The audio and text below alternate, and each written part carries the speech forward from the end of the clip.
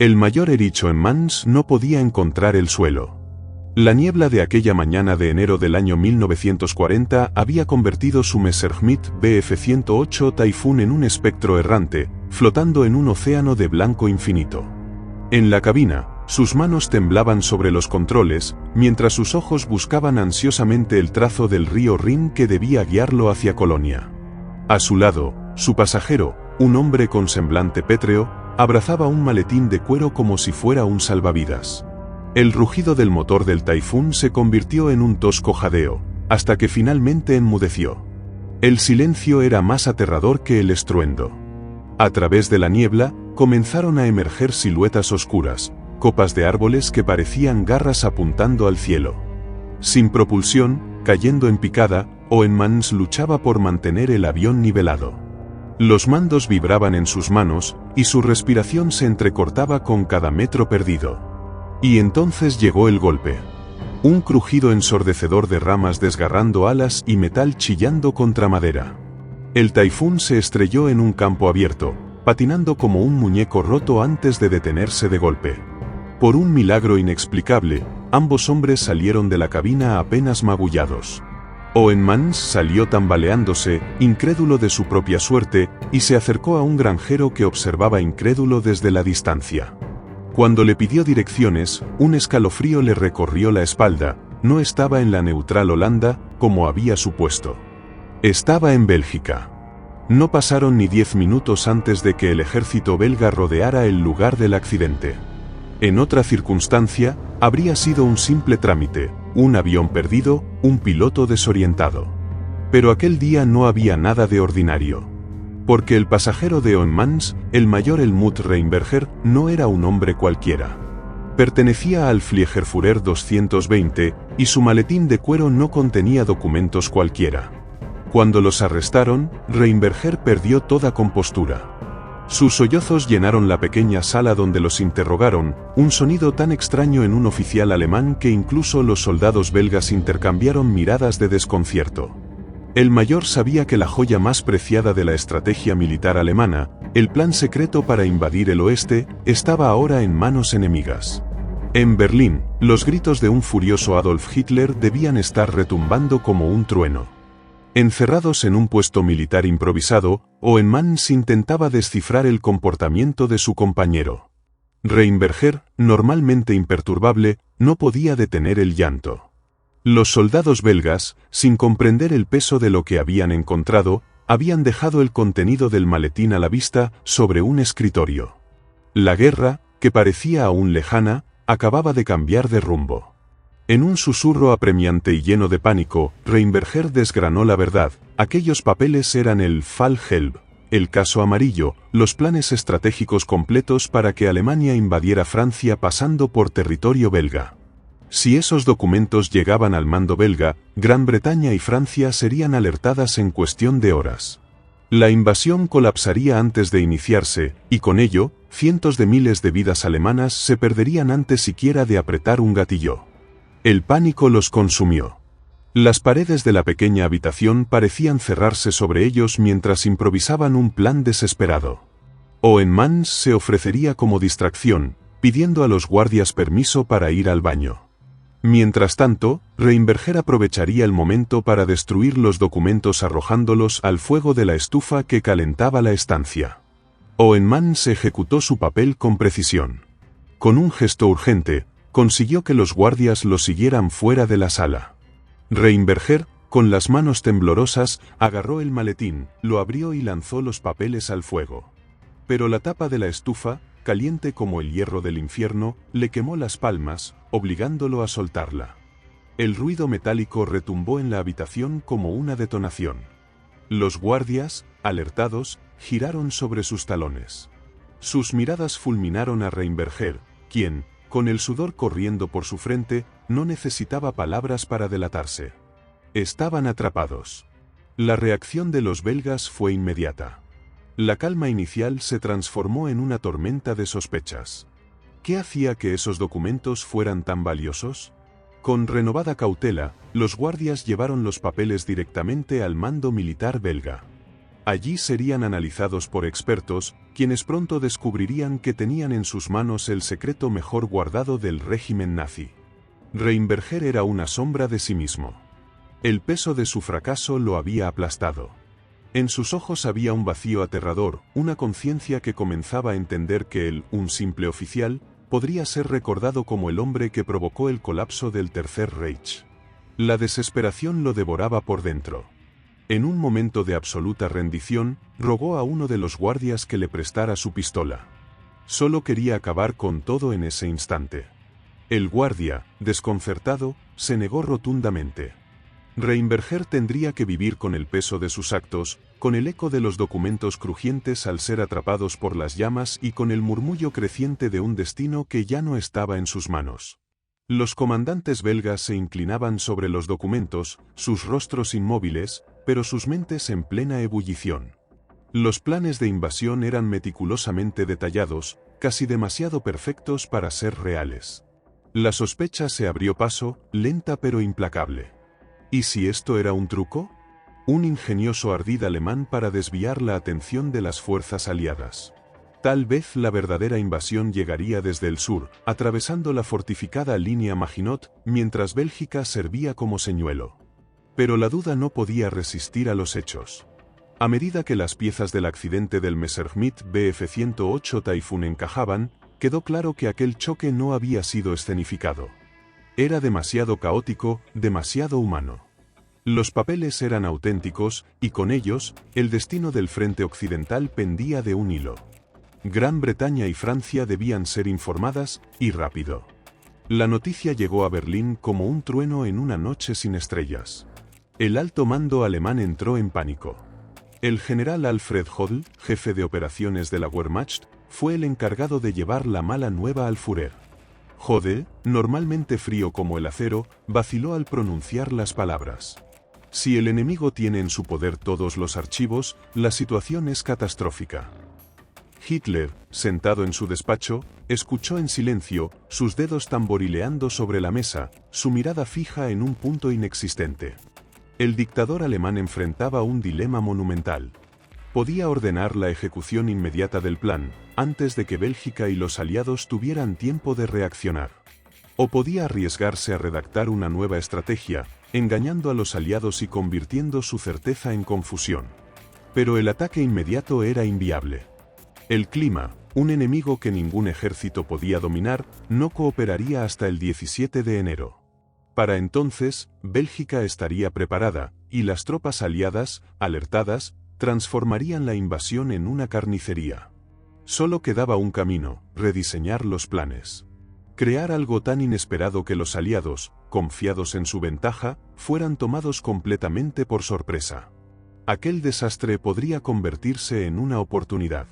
Para Hitler y su alto mando, el juego de guerra acababa de entrar en una nueva fase. El tablero estaba a punto de ser reconfigurado, y la apuesta sería más alta que nunca.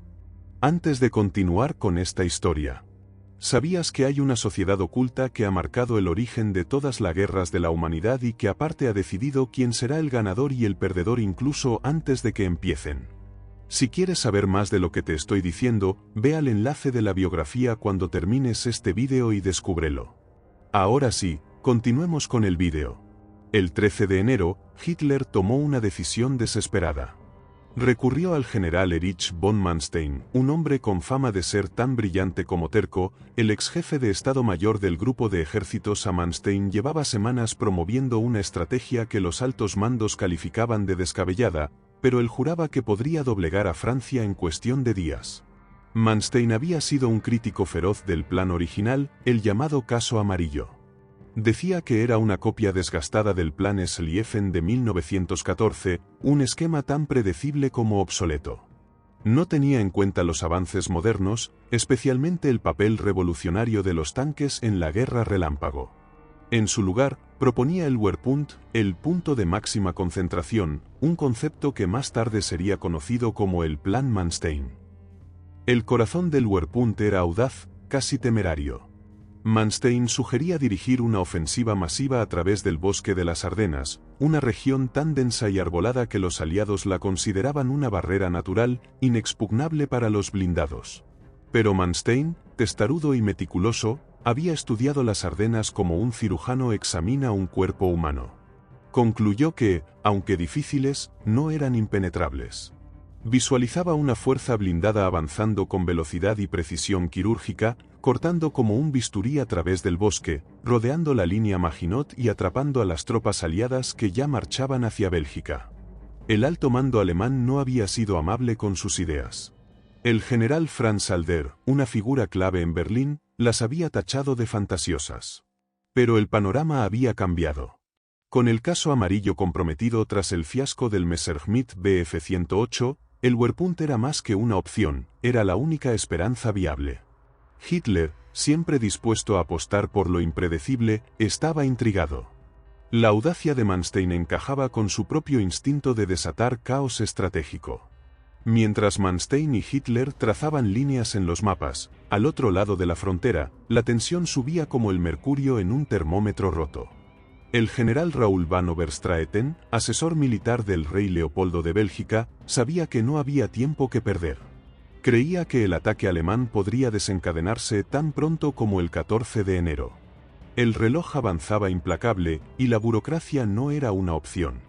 Van Overstraeten, desafiando las formalidades, decidió actuar. La partida se estaba reconfigurando. Las decisiones tomadas en esos días determinarían no solo el destino de Francia, sino el rumbo de toda la guerra. Esa noche, Van Overstraeten tomó el mando con una claridad brutal.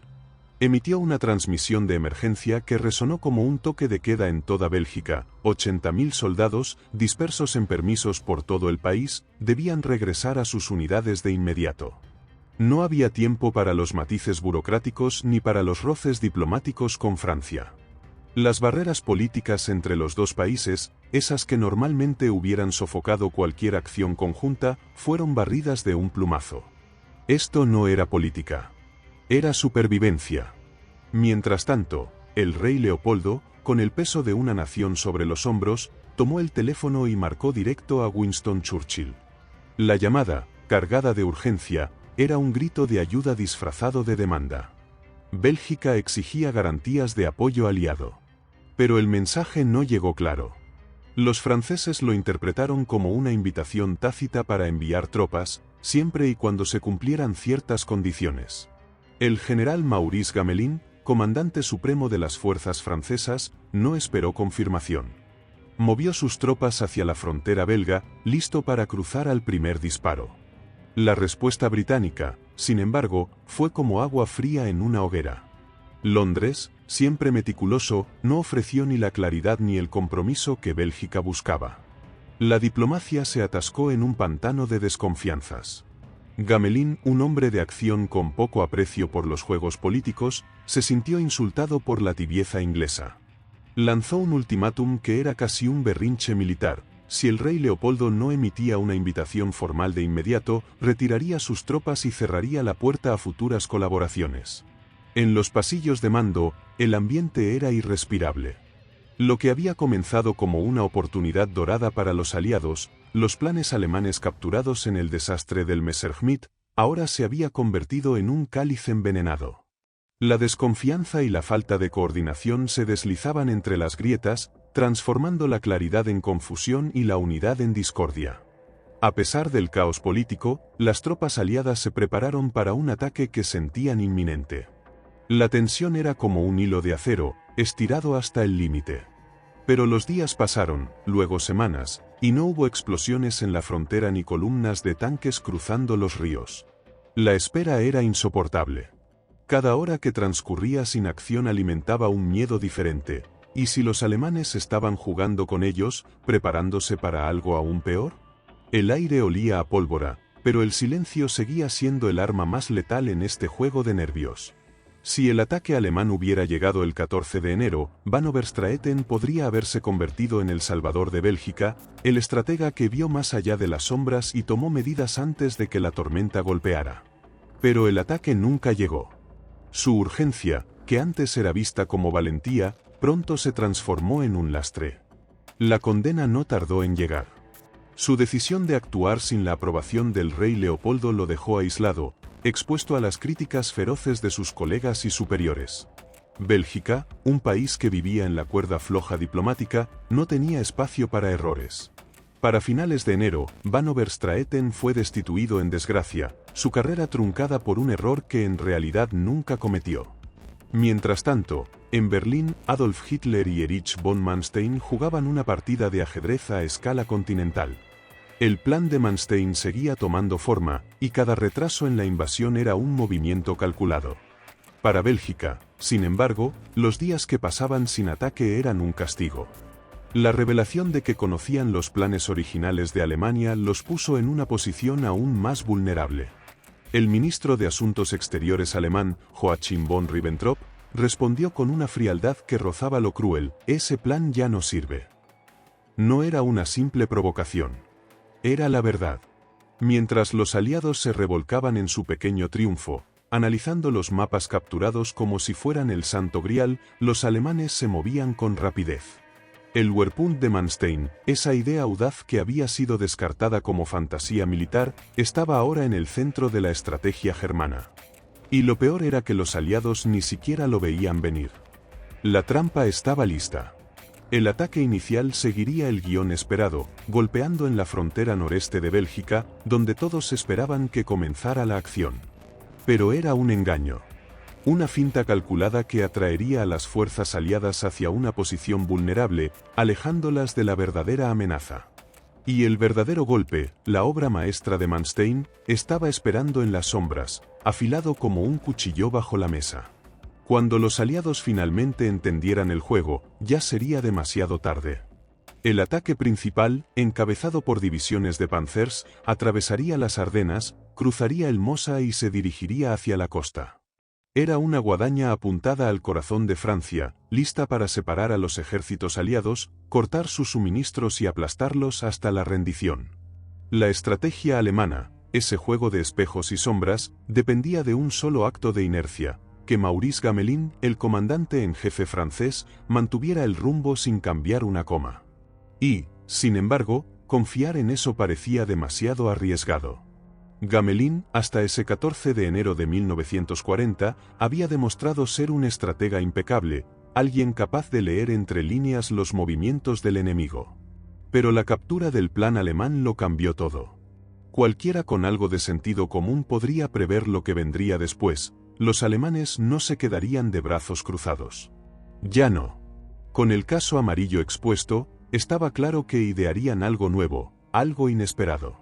Sin embargo, por razones que desafían toda lógica, Gamelin no ajustó su estrategia. Fue como si las piezas de ajedrez se quedaran congeladas en el tablero, incapaces de moverse aunque el reloj siguiera marcando el tiempo. Mientras tanto, Lord John Gort, comandante de la Fuerza Expedicionaria Británica, se mantuvo en silencio. El gobierno británico tampoco alzó la voz. Quizás no querían avivar las brasas de una disputa entre aliados, quizás había algo de orgullo herido en juego. La pequeña contribución británica en tierra firme era un recordatorio constante de su debilidad en esa etapa inicial del conflicto. Tal vez no se sentían con la autoridad moral para cuestionar la estrategia francesa, esa herencia de sangre y trincheras que todavía dominaba el pensamiento militar. Pero las dudas persistían. En Bruselas, los belgas analizaban los documentos capturados como si fueran una reliquia maldita. ¿Era esto realmente una artimaña alemana? ¿Un truco para desviar la atención del verdadero golpe? Incluso el embajador británico en Bélgica se debatía entre la incredulidad y la paranoia. Al final, esa falta de confianza, ese constante girar sobre la misma pregunta, era exactamente lo que los alemanes necesitaban. La incertidumbre era una trinchera invisible, una barrera tan efectiva como el acero y el cemento. Mientras los aliados titubeaban, los alemanes refinaban su jugada maestra. Y Gamelin, el hombre que debía ser el faro en medio de la tormenta, se quedaba a oscuras, atrapado en su propio reflejo. Por la razón que fuera, los aliados habían decidido caminar con vendas en los ojos, siguiendo al pie de la letra las estrategias francesas. Era un acto de fe ciega, y esa fe los arrastraba directo al borde del abismo. Lanzarse de cabeza a Bélgica al primer movimiento alemán no era valentía, era un desastre esperando a estallar. Mientras tanto, los documentos que tanto atormentaron al mayor Helmut Rheinberger en aquel gélido enero estaban cumpliendo un papel insólito en la narrativa de Hitler. Ahí estaban, olvidados en escritorios aliados, acumulando polvo, mientras en el otro lado de la frontera, la maquinaria del engaño alemán se ponía en marcha. El Plan Manstein, nacido del bochorno de un aterrizaje forzoso en suelo belga y un fallo de seguridad tan grotesco que bordeaba lo cómico, vio la luz el 10 de mayo de 1940. Y lo que siguió fue como arrancar las páginas de un manual de guerra y lanzarlas al fuego. La ofensiva alemana a través de las Ardenas, ese bosque que Gamelin había descartado con arrogancia como infranqueable, barrió cualquier lógica militar establecida. 7 divisiones de tanques se abrieron paso como una avalancha de acero y humo, desmintiendo décadas de teorías estratégicas. Mientras tanto, las mejores tropas aliadas estaban alineadas en Bélgica, listas para una batalla que solo existía en los desactualizados papeles capturados. Esos mismos papeles que Rheinberger había llorado como si fueran su alma, y que ahora se desmoronaban como cenizas frente a una realidad brutal. El verdadero ataque alemán venía del bosque, y nadie estaba preparado para detenerlo. El alto mando francés, atrapado en el eco de una guerra que ya no existía, veía impotente cómo la Blitzkrieg alemana destrozaba todas las reglas del viejo manual. En apenas 5 días, aquellas fuerzas alemanas cruzaron 200 kilómetros, un espectáculo de velocidad y precisión que convirtió las tácticas francesas en anacronismos polvorientos. Su sistema de comunicación, lento y torpe, estaba hecho para tiempos de paz, mientras que los tanques franceses, sin radios, parecían sordos en el caos. En contraste, las órdenes alemanas chisporroteaban por el aire con una claridad y rapidez que dejaba claro quién tenía el control del tablero. El 13 de mayo, todo se derrumbó. La línea defensiva francesa, ya despojada de sus mejores unidades para reforzar Bélgica, se disolvió como un castillo de arena bajo la fuerza brutal de los blindados alemanes.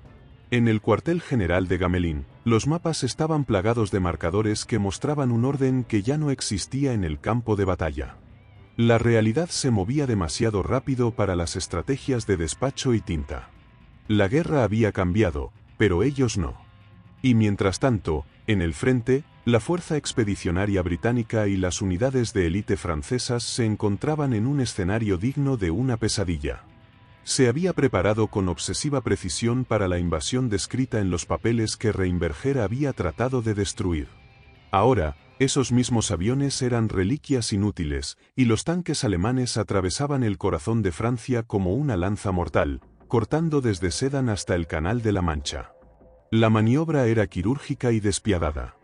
En un abrir y cerrar de ojos, los ejércitos aliados quedaban aislados, desconectados de cualquier línea de suministro, atrapados en una trampa de acero. Solo tenían 2 opciones, un contraataque tan improbable como un milagro o aceptar su destrucción inminente. Para el 20 de mayo, 400.000 soldados aliados estaban acorralados contra las aguas grises del canal en Dunkerque. Sus uniformes llenos de lodo y desesperanza cargaban con una derrota que no habían visto venir. Las armas, los tanques y las herramientas de una guerra que prometía ser rápida y precisa quedaron esparcidas como vestigios de un sueño roto. No era una retirada estratégica, era la lucha por salvar la vida, dejando atrás el orgullo y el armamento pesado. Cuando el general Weygand asumió el mando, reemplazando al derrotado Gamelin, lo que recibió no fue un ejército, sino los restos de un desastre en plena marcha. Ironías de la historia, aquel accidente de enero, que por un momento había parecido el principio del fin para los alemanes, terminó siendo el preludio del colapso aliado. No fue el genio táctico de Hitler, ni siquiera la velocidad de la Blitzkrieg, lo que rompió a los aliados. Fue la falsa certeza de que sabían lo que se avecinaba. En cuestión de semanas, Francia cayó. No era solo una derrota, era un desplome total, un derrumbe que dejó al mundo entero tambaleándose. 360.000 bajas aliadas. 90.000 muertos en combate. En cambio, las pérdidas alemanas ascendieron a 160.000. Pero la mayor tragedia estaba en los rostros de los civiles, 90.000 vidas aplastadas bajo las ruedas de la maquinaria de guerra. El saqueo no se limitó a la vida. Miles de tanques, aviones y cañones quedaron atrás, un arsenal que había sido la esperanza de una victoria futura, ahora trofeos para un enemigo imparable. El gobierno francés se desmoronó como un castillo de naipes. El mariscal Pétain asumió el poder, inclinándose ante los invasores y formando un régimen títere en Vichy. Pero en las sombras, Charles de Gaulle empezaba a levantar la bandera de la Francia libre. Una superpotencia militar, un gigante en el corazón de Europa, había sido humillado. Francia, que alguna vez había simbolizado fuerza y resistencia, estaba de rodillas. Este vídeo está bien, pero, si estás interesado en conocer perspectivas menos exploradas sobre las guerras mundiales y obtener información detallada acerca de la historia de Alemania y Estados Unidos, te invitamos a visitar el enlace en la descripción. Descubre datos históricos y análisis que te proporcionarán una visión más completa de estos eventos cruciales y su impacto en la actualidad. Haz clic en el enlace para profundizar en estos temas fascinantes. No olvides suscribirte al canal, dar like al vídeo y activar la campana de notificaciones para que no te pierdas nuestra próxima historia.